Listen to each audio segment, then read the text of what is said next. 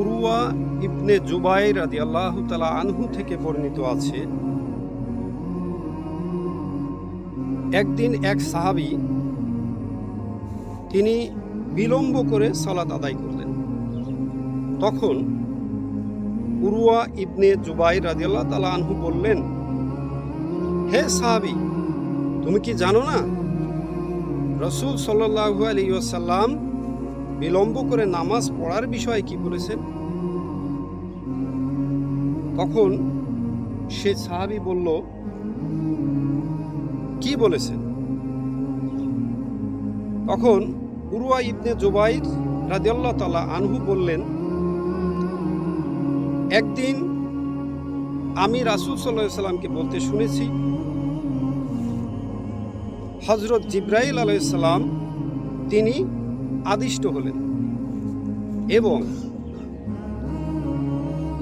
সালাত আদায় করলেন। সাথে সাথে আমাদের নবী করিম সাল্লাল্লাহু আলাইহি ওয়াসাল্লাম তিনিও সালাত আদায় করলেন।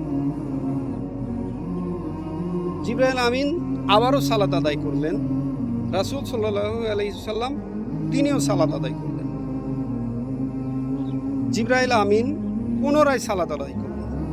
রাসূল সাল্লাল্লাহু আলাইহি ওয়াসাল্লাম জিবরাইলের সাথে তিনিও পুনরায় সালাত আদায় করলেন। আবার সালাত আদায় করলেন জিবরাইল আমিন। রাসূল সাল্লাল্লাহু আলাইহি ওয়াসাল্লাম তিনিও সালাত আদায় করলেন। জিবরাইল আলাইহিস সালাম পুনরায় সালাত আদায় করলেন। রাসূল সাল্লাল্লাহু আলাইহি ওয়াসাল্লাম তিনিও পুনরায় আবার সালাত আদায় করলেন।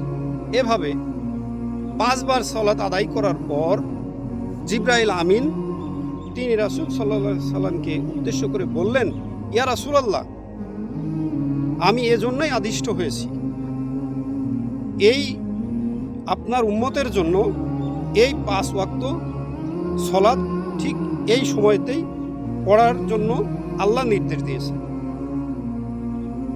তো আমরা ইনশাআল্লাহ সম্মানিত দর্শক, সালাতের ওয়াক্ত চিনে যে নামাজ পড়া, সালাতের আরকান আহকামের ভিতরে যে 13 ফরজের ভিতরে একটি ফরজ ওয়াক্ত মতো সালাত আদায় করা, আমরা এই হাদিস থেকে সেই ওয়াক্ত মতো সালাত আদায় করার বর্ণনা পাই। ইনশাআল্লাহ তাআলা আমরা ওয়াক্ত মতো সালাত আদায় করব এবং আল্লাহর নৈকট্য লাভ করব ইনশাআল্লাহ।